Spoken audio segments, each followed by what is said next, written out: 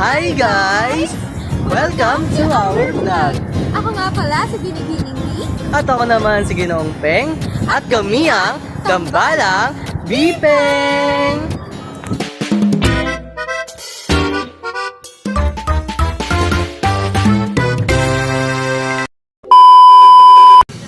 Hi guys! So ayun, no, ginabi na kami. Ito na kami sa Family Park! Ayan.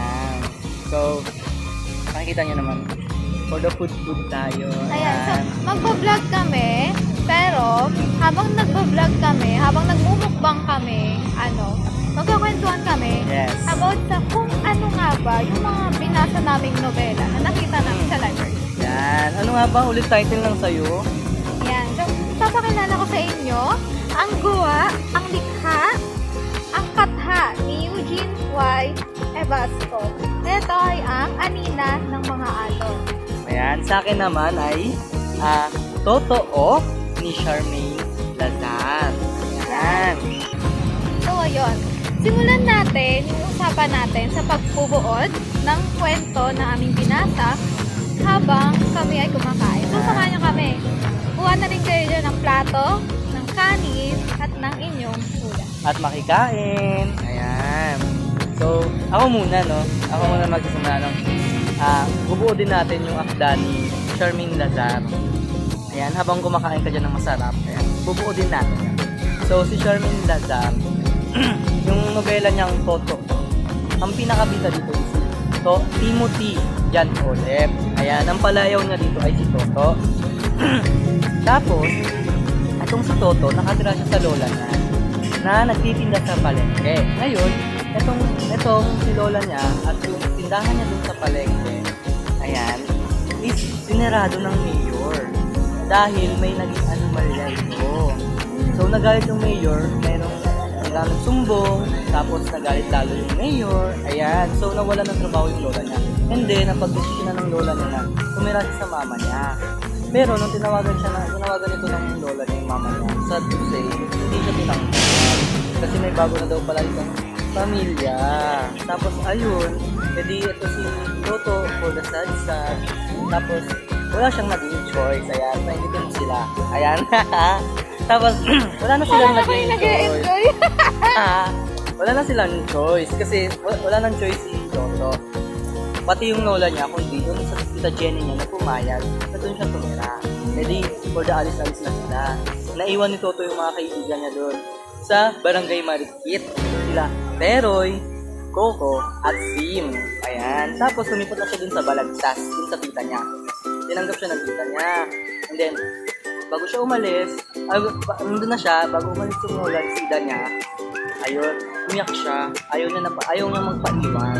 And then, sinabi siya kanya ng lola niya na babalikan niya yung si Toto. And then, sabi ni lola niya, ang hirap daw kasi kalabanin ng mga taong may dalawang uri daw ng taong may hirap kalabanin kasi una na dyan yung taong makapangyarihan at yung pangalawa, taong mapera. So sabi ng lola niya, babalikan na rin ito. At yun, dumating na yung pasukan. Ayan, nagkaroon ng bagong kakilala si Toto, mga kaibigan niya. Si Allen, tsaka si Gillian. Ayan.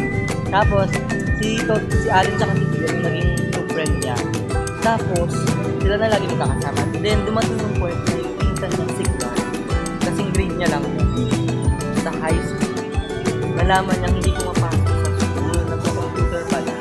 So, siya, nagdalawang isip siya. Kung mananahilig ba siya o hindi. Sinabi niya sa mga kaibigan niya. Then, ang naging payo ng mga kaibigan niya ay manahimik na lang siya. Kasi, una, nakikitira lang siya. Doon pumasok sa kanya, yung sinabi ng lola niya. Dalawang Uri. hirap kalabanin. Yung may pera, may kapangyarihan. Nanahimik siya, pero nalaman niya ng magulang ng art, yung tita Jenny, at saka yung tito Omen niya. Then ayun, pinapuntahan siya ng vlog. Nanggaling sa kanya, tapos ganyan.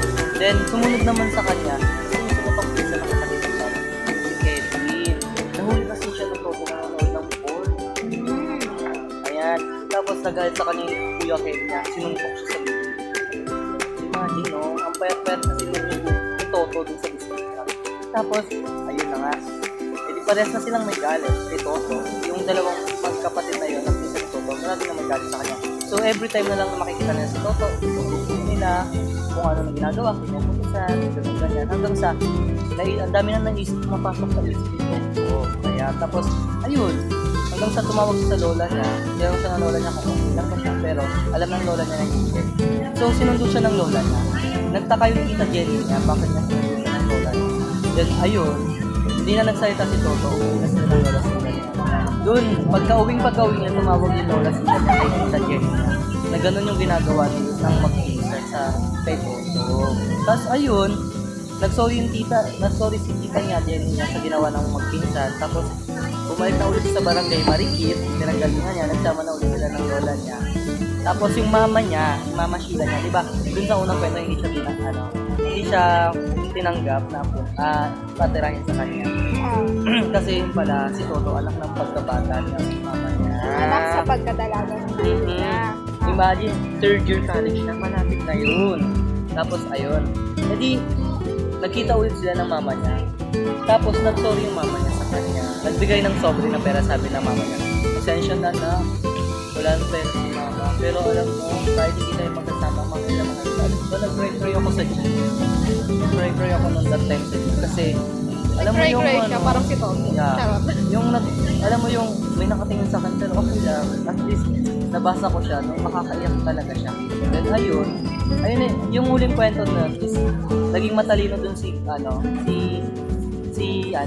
Toto. Kasi nga, dahil din dun sa naging teacher niya dun sa Balagtas, si Binibining Almenia na Filipino teacher. Naging marunong siya sa pagtula. Dinaan niya yung mga naging pasakit niya sa buhay, paghihirap, dinain niya sa nanay niya, tutula, sa pamamagitan ng tula.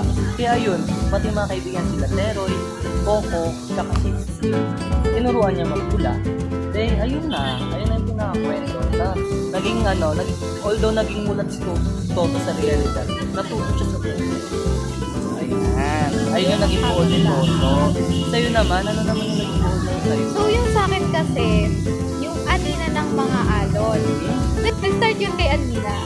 Tapos,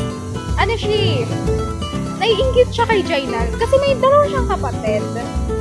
Yung uma niya ay mangingisda. Si Jainal, isang lalaki siya. Tapos si Dalpaki, baby pa. Tapos, yung unggo niya naman, naghahabi siya. Tapos, ngayon, naiinggit siya kay Jainal, sa kapatid niya. Kasi nga, si Jainal ay lalaki at ang tatay niya ay mangingisda. At sa kanila, sa kultura nila, ang mga lalaki na bata ang susunod na mangingisda ng pamilya. Naiinggit siya kasi mahal niya yung alon, mahal niya yung dagat. Like, gustong-gusto niyang makita kung ano ba yung nasa underwater. Like, Wow. sobrang perfect niya eh. Diba? Seryoso? Tapos yun na nga, pero naiingit siya kasi gusto niyang maranasan yung nararanasang paglalakbay ni Jainal. Kasi pag umuwi yung uma niya, tsaka si Jainal galing pangingisda, ang dami ko nagkwento ni Jainal, like, ang perfect mo, ang dami mong pinagdaanan. Adventure. Sobrang adventurous mo person. Tapos, yun na nga, nainggit siya. So, parang pinaalam niya yun sa papa niya. Ang sabi niya, gusto niya ding maranasan. Pero hindi siya pinayagan. Ang sabi ng uma niya sa kanya, hindi! Anina, maghabi ka dyan katulad ng imong mother.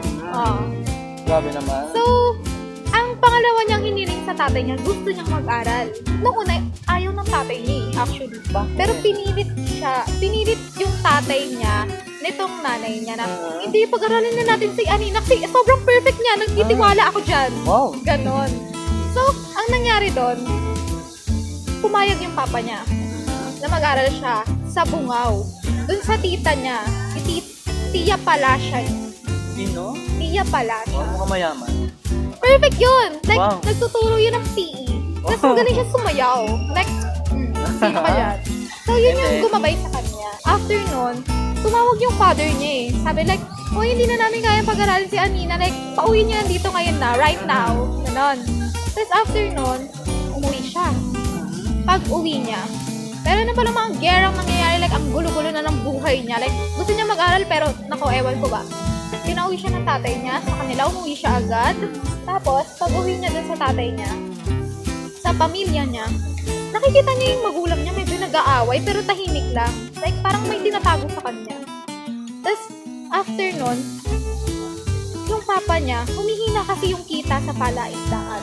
Kasi nga, merong mga malalaking barko na kumukuha ng malalaking mga isda na ginagawang delata yung mga isda na yun. Ngayon, yung tatay niya nagbabaka sakali kasi ayaw talagang umalis ng tatay niya dahil sinasabi niya, no, hindi tayo alis. Like, sa ating tong dagat na to, ito ay karagatan natin at ng ating mga ninuno at hindi natin ito pababayaan. Like, perfect ka doon na yun, di ba? Tapos yun na nga, umalis yung tatay niya, nakabalik, merong huli ng isda, marami, pero maliliit. Tapos, sumunod na araw, nag-try yung tatay niyang magpasabog din ng dinamita. Kasi wala na talagang makuha eh. Pero ang nangyari, yung tatay niya yung nasabugan ng dinamita. Kasi sobrang perfect ng ano niya, yung angle niya. Namatay ngayon yung papa ni Anina. At yung unggo niya naman is, yun na nga, nalungkot. Like parang kasabay ng pagkamatay ng tatay niya ay ang pagkamatay din ng kaluluwa at puso ng kanyang ina. Tapos, syempre dahil lalo kasing lumalala yung sigalot sa kanilang lugar. So, binalak na nila ngayong umalis. Kasi hindi na siya safe. Yun. Tapos, umalis sila, pumunta sila sa Maynila sa tulong din ng kanyang tiya Palasya. After nun, nandun sila sa Maynila. Sila yung tinatawag na badyaw natin. Kung saan naranasan doon ni Anina lahat ng paghihirap na hindi siya na malimos pero ayaw kasi ng nanay niya. Pero nagbebenta sila ng kung anik-anik. Like, naghahabi si Anina, pati yung kanyang ina. Tapos nagbebenta ng asin, yung kanyang kapatid na lalaki. At dahil hindi pa nga marunong magbasa at magsulat yung kanyang kapatid na lalaki, si Anina yung nagsusukli. Si Anina yung nagpapantay sa tindahan. Ayun yung nangyari. Tapos, after nun, nakita sila ng pulis kasi nagsisingot sila ng something, yung rugby. Grabe. Tapos dahil doon, nahuli sila ng mga pulis, ng mga DSWD. At tinanong ng DSWD kung nasan sila nakatira, which is nasa tabi lang sila na lugar, nasa daan lang din sila natutulog, kung saan-saan lang. Kaya hinuli sila, dinala sa DSWD, doon sa mga bahay na nagkakalingan ng mga taong mahihirap. At hinanapan sila ng lugar kung saan sila tutuloy. Yung talagang ligtas, payapa, at yung nakakapag-aral sila.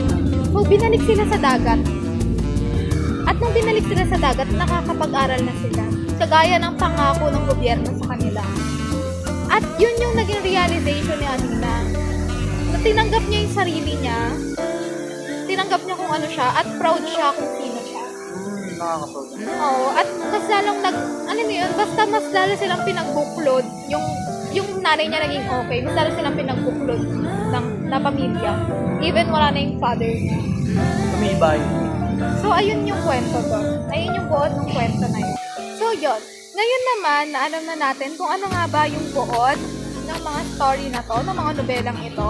Alamin naman natin ngayon kung sino nga ba yung mga writer ng nobelang ito. So, unahin na natin si Toto. Charmaine Lazar. So, sino nga ba si Charmaine Lazar? Si Charmaine Lazar, una siyang nakilala sa pagsusulat ng kanyang mga kwento online, sa online community. Alam natin to kasi maraming sa atin gumagamit dito doon. Yung Wattpad. Yan, nagwa-Wattpad siya noon na meron siyang username na Jasmine Me. Yan, napakagandang username, di ba? Perfect ka dyan. Ayan. Ngayon, nagkaroon kasi ng paligsahan sa Carlos Palanca Memorial Award na may nobelang kategorya. Ngayon, sinubukan ni Charmaine Lazar. Sinubukan niya yung sarili niya kung kaya niya bang gumawa. So, nabuo niya itong akda niyang Toto. At ito ba ang maganda? Alam mo ba, napanalunan niya agad yung grand prize. Ito agad yung akda niya na napanalunan niya agad yung grand prize ng Carlos Palanca Memorial Award. Alam mo ba, at the age of 20. Ayan, grabe. At the age of 20, nanalo agad siya noon. So, imagine, 20 years old, meron na siyang na-achieve sa sarili niya, na ipagmamalaki niya. Ayan. Pinatunayan ni Charmaine, tinanggal niya yung stereotype, yung discrimination na kapag Wattpadder ka, hanggang dun ka lang, wala ka nang ibubuka. Tinanggal ni Charmaine yung ganung paniniwala. Grabe. Nakaka-proud ko siya, Charmaine, kasi at the age of 20, pinakita niya na agad kung sino siya. Very Ayan. perfect ka. Pakita mo kung sino ka. Sorry Ayan. Grabe. Ayun. And then, ayun. Pinatunayan niya na, pinatunayan niya sa lahat na kayang-kaya na gumawa ng iba ng nobela. Ayan. Ngayon naman, mag-ano tayo sa background. Paano ba nabuo to? Sa background naman ng novela. Ayan. Sa background novela. Itong background ng novela ni Charmaine Lazar, isa siyang nobelang Pilipino, young adult or contemporary fiction. Ibig sabihin, ano siya, tawag dito, sumasalamin siya sa mga realidad natin. Realidad ng mga bata. Ayan. Kasi tungkol siya sa bata, yung kwento niya, o yung nobela niya. And then, unang itong na-elite hala, noon yung sumali siya ng Carlos Palanca Memorial. Ayun. Noong paligsahan na yun. Noong taong 2016. Ayan. Tapos dito, yun nga, ang binanggit ko kanina sa buod, na ang pangunahing tauhan dito ay si Timothy John Olet o mas kilala bilang si Toto. Ayan. And then, alam mo ba bakit Toto? Yung title na ito. Kasi, doon sa kwento, nang isulat niyang palayaw niya doon kay Binibining Alimanya na totoo, imbis na toto lang. Tapos ninote doon ng teacher niya, napakagandang palayaw, totoo. Parang batang laging tapat at nagsasabi ng totoo. Ayun, and then, ayun, tawag ito, lagi na siyang tatawag ng mga kaibigan niya ng totoo. Ayan, doon nabuo yung title ng totoo. Ayan, and then, ayan, sinasabi dito na ang tema daw nito ay pakikibaka ng bata. Bata pa lang siya nakikipagbaka, na siya. Madami na siyang kinakaharap. Nahirapan, pagunlad, pagkakakilanlan sa sarili. Kasi ang dami niyang tanong sa sarili niya, diba? Kagaya na lamang ni Anina, marami siyang tanong, tama? Ayan. Tapos, higit sa lahat, ang pahalagahan daw, nagsasabi ng katotohanan. Ayun lang yun. So, yung sa'yo naman. Ayan. So, ano siya? Hoy!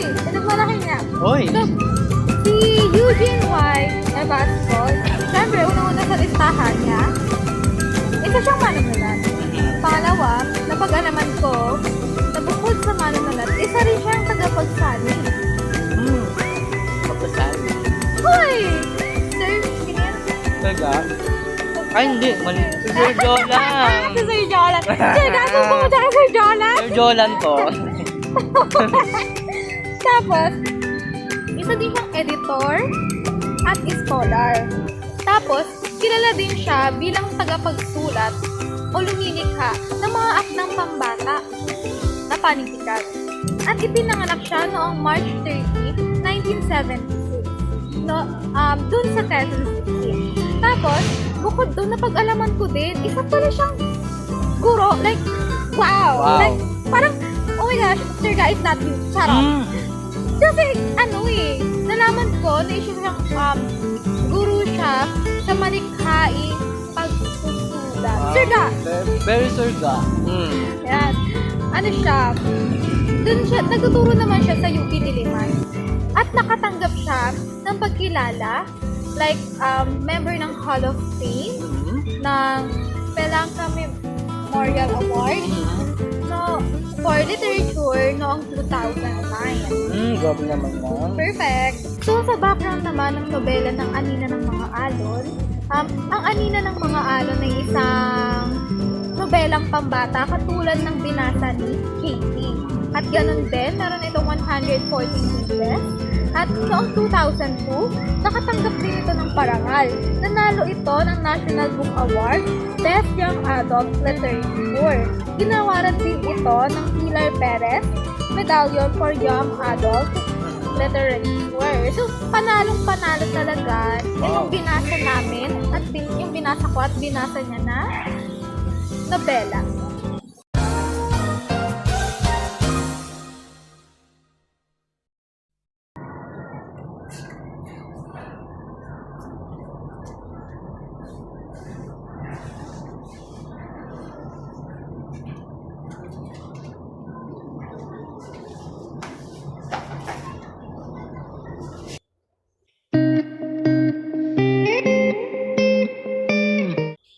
Charis! Hi guys! So, ayan. Naglinis muna muna kami ng pinagkainan namin kasi super kalat na. At ngayon naman, naalam naman natin yung mga mahalagang elemento sa loob ng akda. Ayan. Unahin na muna natin kung anong uri ng katang nobela ito. Ang akin kasi ay uri siya ng katang nobela ng Nobelia. Kasi pag sinabi natin Nobelia, meron itong 17,500 hanggang 50,000 na salita. Then, ayan, tatago naman tayo sa elemento nito o elemento ng katang ng nobela. Una na dyan ay ang tauhan. Ang tauhan nito, nabanggit na rin natin kanina, si Toto, na isang tauhang bilog. Ayan. Tapos, ang mga iba pang supporting character, nandito yung kanyang Lola Sida, Mama Sheila, Tita Jenny, mga kaibigan niya na sila Coco, Teroy, Sim, at yung tita niyang si Tita Jenny, mga pinsan niyang si Clark, Chevy, Tito Robert, si Pinipini na Limanyan, pati yung teacher niya, at ang dalawa niyang kaibigan na sina Jillian, saka si Allen. So, ang tagpuan nito, o saan siya ginanap sa base dito sa nobela ay doon sa Barangay Marikit na pinitirahan ni Toto. And sa Balagtas, kung saan siya lumipat, yung sa Tita Jenny niya. Ngayon naman, dadato tayo sa tunggal niya. Ano nga yung mga tunggal na nakita ko dito? Una na dito, mapasok niya tao laban sa tao. Tama. Kung saan, ang kalaban niya dito is yung mga tao sa paligid niya. Yes, una na dito yung mga pinsan niya. Pinsan niya mismo na sila Clark at Kuya Kevin niya. Then, tao laban sa sarili. Tao laban sa sarili kasi ang dami niyang katanungan. Diba? Ang dami niyang katanungan na pumapasok sa isip niya yung Toto na hindi rin niya masagot o wala rin kasagot ba. Tao laban sa lipunan kasi nga yung dun sa lola niya, lola Sida niya, tapos si Mayor na pinasarado yung question nila dun sa palengke. Then, tao laban sa teknolohiya kasi nabanggit dun yung paggamit ng cellphone eh. Tapos, syempre, hindi naman lahat sa panahon na yun merong cellphone. No? Hindi lahat nakakagamit. Yung may kaibigan na siya na may cellphone nun, si Coco, tapos si Allen, dun sa balagtas na kaibigan niya. Yung sunod naman, yung technique, yung foreshadowing. So sa, hindi ba yung foreshadowing, alam na natin kung ano yung sunod na mangyayari. Alam na natin na, ay ganito to, nahulaan Like siya parang natin. binibigyan tayo ng cue na, ito yung nangyari dyan, kaya ayan yung susunod na mangyayari dyan. Like, ang perfect mo! Perfect, yan. Tapos, eto, sunod ay yung struktura niya. Linear siya, kasi sunod-sunod siya eh. Sunod-sunod, perfect to. Mula umpisa hanggang wakas talaga siya. Mula paghihirap niya dun sa umpisa ng kwento hanggang dun sa dulo na binanggit talaga siya. Then, susunod naman natin ay yung yung tinatawag naman nating trope. Yung mga nakita nating trope dun. Una na dun, na nakita nating trope is yung alam mo naman yung diba pag trope kasi yung paulit-ulit. Diba? Una dun yung yung laging bida sa kwento yung mga batang inapin ng mundo. Alam mo yun? Pinagbagsakan ng langit at lupa. Ganun yung atake niya. Tapos yung pangalawa ay yung sa mahina versus makapangyarihan. Diba hindi naman kasi kapag nababasa ko kasi sa ibang ibang kwento, nobela, na hindi nawawala yung makapangyarihan sa mahihina. Very true na. Then, ayan, yung sunod naman natin ay yung motive. Yung nakita natin motive dito sa akda ni Charming Lazar ay yung tahimik na paghihirap, no? Na kung saan, ayun nga, na hindi nga, na sinasabihin niya lang lahat, diba? Yung Toto, the age of that, no? Bata pa lang siya. Then next, yung symbol na nakita natin dito ay yung una, si Toto mismo. Totoo, sa title mismo, yung totoo. Kung saan, pagsasabi ng katotohanan. Doon naman yung palengke. Kung saan, sinisimbolize nyo to, yung mga tao mo. Yung parang nasa isa silang community. Palengke. Yung palengke, yung na mahihina. Diba? Tapos, parang lamig na like, grabe ba? Parang, niyayakap ka na ba? niyayakap na ako ng kalikasan. Tapos, yung susunod naman ay yung katahimikan. Kasi sa kabila ng lahat ng nalalaman mo, pero kung wala kang kapangyarihan, mananatili kang marginalized. Nasa laylayan. How about Nasa naman baba. sa'yo? How about naman sa'yo? Nasa... Ayun, ikaw na. Ay, dapat na! Dako naman tayo sa akin. Alamin naman natin kung ano yung element niya. So, nandito kasi sa loob neto. Natawanan mo ako, Alex. Parang hindi ko kabisado. Hindi na natin siya babasahin dahil nagtitiwala naman sa akin si Sir Ga, nakakayanin ko to. Ay, hindi okay. Unahin muna natin kung anong uri ng katha ito. So, katulad ng katha or nobela na binasa ni J.P. Kapal. So, ito rin ay uri ng novelya na merong 17,500 to 50,000 salita. Pesos yung sasabihin ko kanina. So, dako naman tayo sa elemento ng katha. So, unang-una natin tutumbukin dito or aalamin dito kung sino-sino nga ba yung mga tauhan sa nobelang ito. Una na dyan, si Anina. Ang very, very perfect na person. Si Anina ay isang tauhang bilog. From mabuting anak na maraming tanong sa sarili, naging siya sa Maynila, parang naging rugby girl. Tapos, nung nakarating siya ulit sa dagat, nung binalik siya sa dagat, naging matured na siya, diba? Tauhang bilog. So, pangalawa doon ay si Jainal. So, from si Jainal na mapang-asar na kapatid kay Anina, to si Jainal na pasaway pa din pagdating sa Maynila, na nagra-rugby din, syempre kasama niya to si Jainal na sobrang mahal na si Anina nung nakabalik na sila sa dagat. Like, sobrang naging close sila, pinagtibay sila ng mga pinagdaanan nila. Yung isa pang tauhang bilog doon na napansin ko ay yung si Unggo. Yung nanay niya, si Foraida.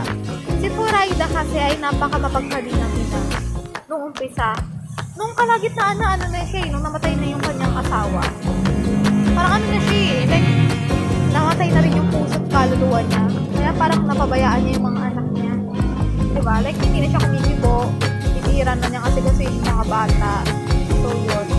Hanggang sa makarating siya sa Maynila, ayaw niya, nandun yung pagmamahal ng isang ina. Pero bumalik siya sa dati lalo na nung binalik sila sa dagat sa tulong ng gobyerno. Isa rin siya sa tauhang bilog. Siguro ang naging nakita kong tauhang lapad doon ay yung ama ni Anina dahil unang-una sa lahat namatay siya ng maaga. Hindi na natin nasubaybayan yung buhay niya kung makapagbabago pa ba siya na from strict na parents to mabuting ama siya, pero yung maluwag na ama na mapagbiro, ganun ba siya? Hindi na natin siya nasubaybayan dahil nga sa namatay na at more tinapos na agad yung buhay ni Uma.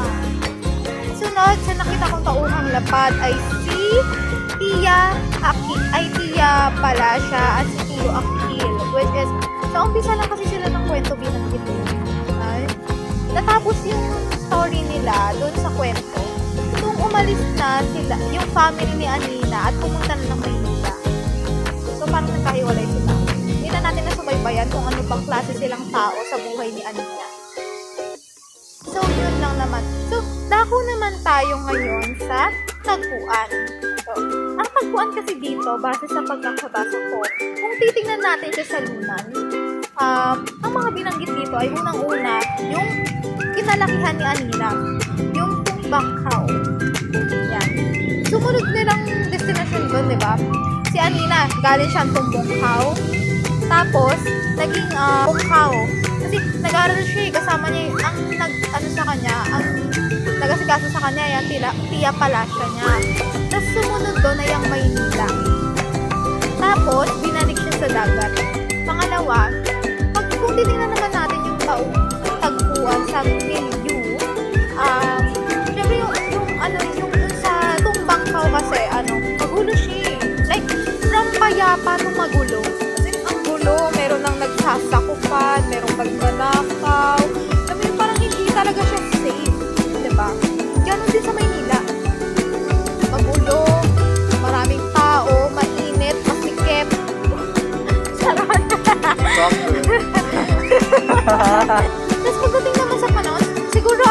nasa 1990s.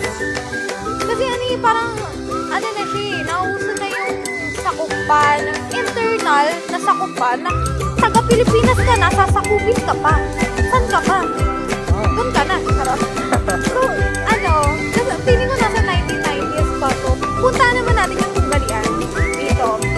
Ang nakita ko doon ay tao laban sa lipunan dahil nga sa mga sakupan, sa mga pagnanakawan, mga plano, mga proyekto na parang ang naaapi ay ang mahihirap at ang mga naghihirap ay mahihirap pa din. Like, saan kayo lulugar? Diba? Tapos ano, tao laban sa tao. Kasi ano eh, diba? Yung namimisikal na yung mga sundalo, siguro nakita ko rin na tao laban sa sarili, si Anina. Kasi paano kung hindi siya isang sama, bubulihin pa kaya siya? So, kinakalaban niya yung sarili niya. Like, ang perfect mo! Sobrang perfect mo, Anina. Tapos, bandang huli, ay ano, ang nakita ko pa doon, yung technique niya, katulad ng technique mo sa'yo, foreshadowing. Like, pag nakikita ko itong, ito na yung pangyayari. Pag lilipat na ako sa another na pangyayari, ay, alam ko na, ito na yung magaganap. Kasi, yung sa part ng sa tatay ni Anina na sinabing mamamangha siya, mangingisda ulit kahit wala nang makuhang isda. Tapos, ano na eh, kinutuban na ako. Sabi ko, ay hindi, malapit na mamatay ito sa kwento. So, parang naiintindihan ko na oo, umiiksi na yung buhay nito. Dahil sa mga foreshadowing na nakikita ko. Tapos, yung sunod dito is yung struktura niya. Sobrang linear niya. Like, perfect siya. Linear. Sunod-sunod. Yun yung word. From start up to the ending. Like, diretso siya. Up to the end. Yes. Okay. Or no? Tapos yung nakita ko pa doon, yung trope. Yung paulit-ulit na paghihirap ng mag-iina. Tapos, yung tema niya, siguro ang makikita ko dito eh, yung kasirapan, pakikibaka. Tapos, yung tema ng pagtanggap ni Anina sa kanyang sarili. Tapos ano, yung motive kasi doon, syempre yung motive mo, kahirapan. Tapos yung ano na, yung mga symbolismo na nakita ko, kasi tinignan ko rin kasi yun, yung dagat, diba? Yung dagat, kung sa atin, yung tubig lang siya, sa mga mangingisda, hindi. It's either panganib na yung dala nun, or yung buhay. Tapos yung yung Junko, tawag kasi sa bangka, doon kila Anina ay Junko. Kung sa atin bangka lang yun, normal na bangka lang yan. Sa kanila hindi, buhay yan, buhay yan. Ngayon namang natapos na natin alamin yung buod, yung uri ng katha, at elemento ng katha. Dadako naman tayo ngayon sa pagsusuri natin ng Mga teorya. ng panitikan. Yan. At sisimulan nyo ni Ginoong Peng. Yan. Simulan natin siya sa teoryang yung forma na itong akda ni Charmin Lazar. Yung teoryang post-structuralismo. Alam mo naman natin na pag sinabing post-structuralismo, ito yung tumatanggi sa isang absolute truth, diba? Na sinasabi natin na ang katotohanan daw ay nabubuo depende sa konteksto, wika, at karanasan. Ngayon, aalamin natin isa-isa kung ano ba yung post-structuralismo dito sa akda o sa nobelang Totoo ni Charmin Lazar. Una na dyan ay yung yung mismong pamagat nito, yung totoo, kung saan nakakabit sa pangalan ng Toto yung salitang katotohanan, kung saan pinapakita yung iba't ibang version ng katotohanan. Makikita natin sa loob ng akda yung iba't ibang katotohanan na sinasabi, iba, talaga, wala naman tayo. Depende talaga sa Sa perspective nila. Pangalawa naman dyan ay yung tatawag natin pagbabago sa identidad. Pagbabago mismo sa sarili mo, sa tao na yun. Ayun. Kung saan, si mismong si Toto, nagkakaroon siya ng iba-ibang pagkakakilanlan. Depende sa kanyang kinalalayan. Ayan. Una na dyan, si Toto bilang bilang nasa palengke. Kung saan, di ba, doon sa pagbubuod pa lang ng kwento, sinabi na kasi Toto doon sa palengke ay pasaway na bata. So, sa palengke kilala siya bilang pasaway na bata. Tapos si Toto, sa bahay ng kanyang biyahe, kung saan, di ba nagkaroon nga ng alitan sa kanilang mga pinsan, tapos doon siya natutulog lugar sa sarili niya kasi nakikitira nga lang niya. Tapos tinawag nga siya doon ng mga magkita niya na sampit. Sobrang sakit. Then, sunod naman ay yung Toto bilang sa paaralan. So, una tingin niya sa sarili niya ay wala siyang alam. Pero hanggang sa natutunan niya, isa sa maging inspirado siya doon ay yung teacher niya nga sa Pilipino, si Binibining Alimanya. Doon niya natutunan na matalino pala siya sa ayan. Tapos yung pangatlo naman ay wika bilang kapangyarihan. So, napaka-makapangyarihan talaga ng salita. Diba? Marami tayong nasasabi ng mabuti, masama, depende sa kung anong lalabas sa ating bibig. At lalong-lalo na yung emosyon natin. Diba? Depende, minsan kasi yung emosyon natin, basta kunwari pag galit tayo, basta masabas lang natin lahat eh. Malabas lang natin lahat yung nakit natin, okay na yun. Tapos ayun na nga, wika bilang kapangyarihan kung saan, dito paano magsalita o manahimik. Di ba nanahimik dito sa Toto? Hindi niya sinabi, hindi niya manahimik towards dun sa pinsan niya, sa mga pinsan ng mga ginagawa. Ayun yun. Tapos, sumunod naman ay deconstruction ng good child versus bad child. Dito, pinapakita, pinapakita na yung bata hindi siya yung ideal child. Pinapakita din dito yung bad side niya, na hindi lang ganito si Toto, hindi lang siya perfect. Yeah, meron siyang pagiging makulit, mabait at the same time. Ngayon naman may isa pa akong teorya. Ito naman yung isa naman yung nilalaman na teorya ng kolonyalismo. Kung saan alam naman natin na kapag sinabi natin post-colonialismo, ito yung tumitingin tayo sa epekto ng kolonyal na karanasan sa identidad, sa kapangyarihan, kahirapan at diskriminasyon sa lipunan. Ayun, tapos ang makikita natin dito, no, pag dinamit natin yung teoryang post-colonialismo, una na rito ay yung representasyon ng kahirapan at social inequality. So makikita natin dito kung paano ang buhay ni Toto at ang kanyang lola sila sa loob ng palengke. Di ba doon pa lang makikita na natin yung social inequality. Makikita na natin kung gaano kahirap, maging mahirap. Hanggang sa ngayon, hindi natin maiwasan o hindi natin masasabi umaangat na tayo. Meron pa rin yung tao na sa laylayan pa rin. Nandun pa rin sila. Diba? Katulad na lang doon kaya, no? Diba? Kaya nila, diba? Nandun pa rin sila. Dahil, ayan. Pangalawa naman, pamilya bilang simbolo ng kolonyal. Diba? Kasi, yun nga, napilitan si Toto ng lumipat yung kanya. Then, ayun, syempre, hindi naman siya doon talaga nakatira. So, ano ang kailangan niyang gawin? Mag-adjust. Kailangan niya mag-adjust. Alam mo ito sa siya nakatira. Kasi, hindi siya doon nakatira.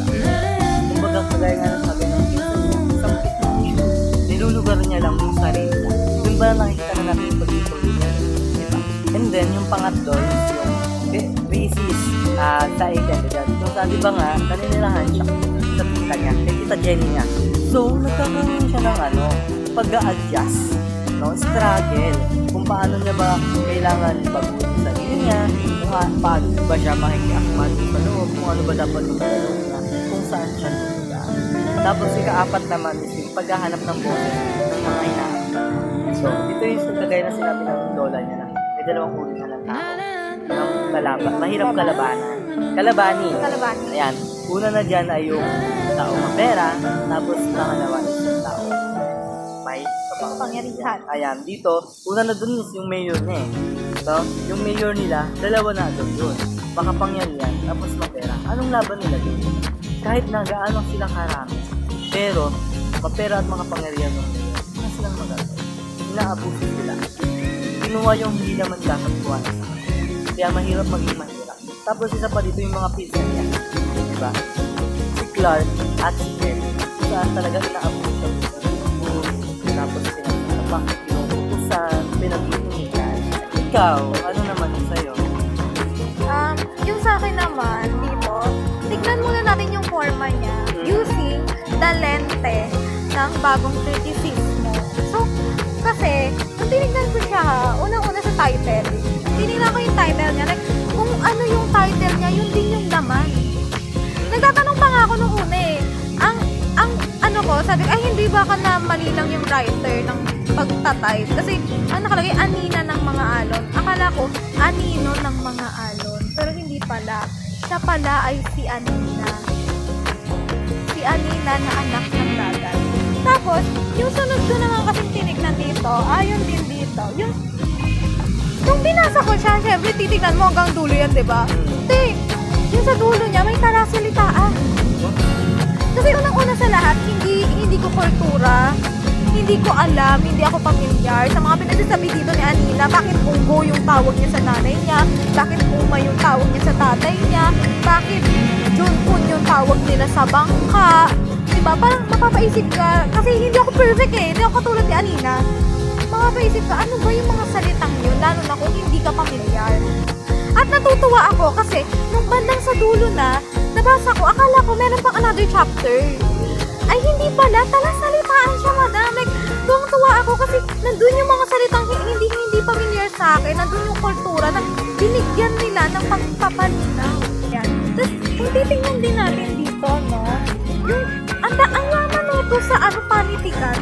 Alam mo yung nobela na siya, tapos sa loob ng nobela, meron pang alamat, meron pang kwentong bayan, meron pang mga tula, may mga awit pa, may lalabay. Parang, sobrang perfect mo. Ginoong Eugene. Ikaw ba yan? Charot.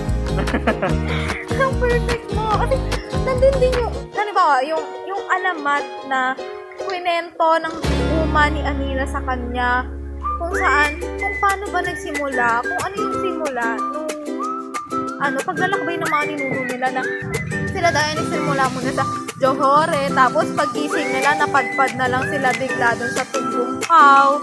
Ganon, nakwento dun lahat. Tapos, naiintindihan ni Anina na, okay, mayaman kami sa kwentong bayan, napasalin dila. Ito yung kultura namin. At ang ganda niya, kasi nung binabasa ko siya, pati yung mga tula, alam mo yung mga tula nila, meron silang mga tulado, may tulado na galing sa mismong salita nila. Meron din tulado na Pilipino talaga, na maintindihan ng Tagalogan. At yung mababaw na salita, yun doon ako na-inlove. Kasi, naiintindihan ko siya kahit mababaw at sakit. Saktan.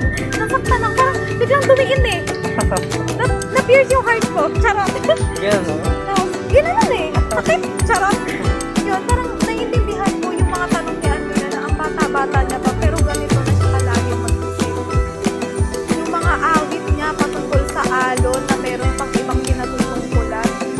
Yung puso, yung sinisigaw ng puso niya na dinadaan niya na lang sa pagtula, pag-awit. Yung mga isipin niya na, basta doon niya lahat eh, binuhos eh. Doon lahat binuhos. Tapos, yung pangalawa naman na pagsusuri ko dito, tinignan ko naman yung loob, yung pinakalaman talaga. So, ayun din, tulad ko sa'yo, post-colonialismo. Okay. Hoy! Hindi! Binigay ito ni Sherga. Wala kang choice. Tawa. Gary ka, sir. Tapos, diba? Ang nakita ko kasi doon about sa post-colonialism is ito. Tinignan ko kasi siya. Sorry, Sherga. So, yun. Una dito yung pagkakakilanlan at kultura. Kasi, pag tinignan mo sa lente ng post-colonialism, nakakaawa talaga si Anina. Kasi, alam mo yung dominante yung mga sumakop sa kanila. Dominante. Pagdating pa lang sa bullying, ang tingin sa mga sama ay mababa talaga. Ang tingin sa mga mangingisda ay sobrang baba. Pagdating naman sa ibang lugar, sobrang dominant nila. At taas na tingin nila, like, parang ang perfect nyo. Mga pausog, mga taga-Maynila, ang perfect nyo. Grabe yung tingin sa sarili nyo, sobrang dominant nyo. Yun yung napansin ko doon. Yung, alam mo yung makautak ng kolonyalismo talaga. Yung mga taga-kanluran nila, pag tingin nila sa mababa ay sasakupin nila. Madali lang itong sakupin.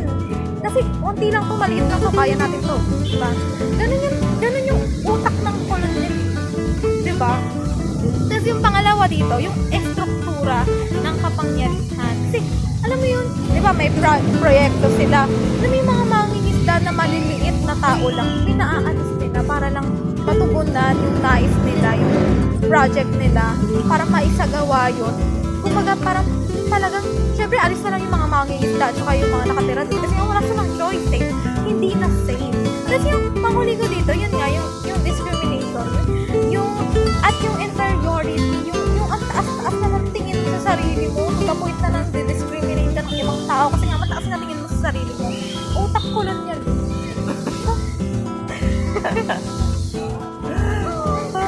Utak ko lang yan yun. To the point na ba, titignan mo sa mataas ng mataas yung sarili mo. Iisa lang kayong Pilipino.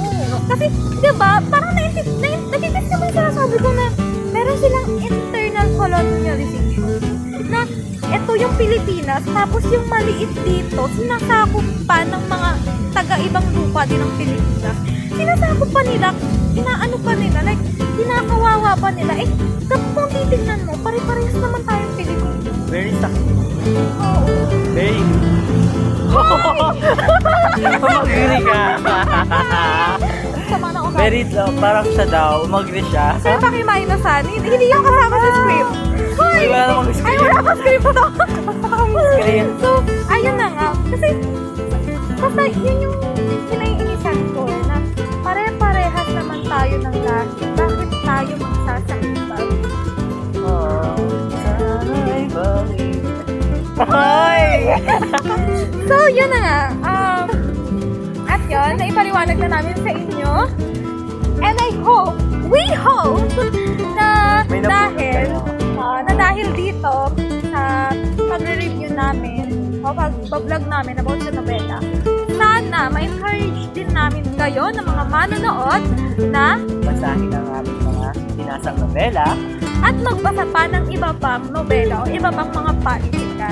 So, ano pa ang hinihintay nyo? Tara na! Basa na! Uy, tatak ka!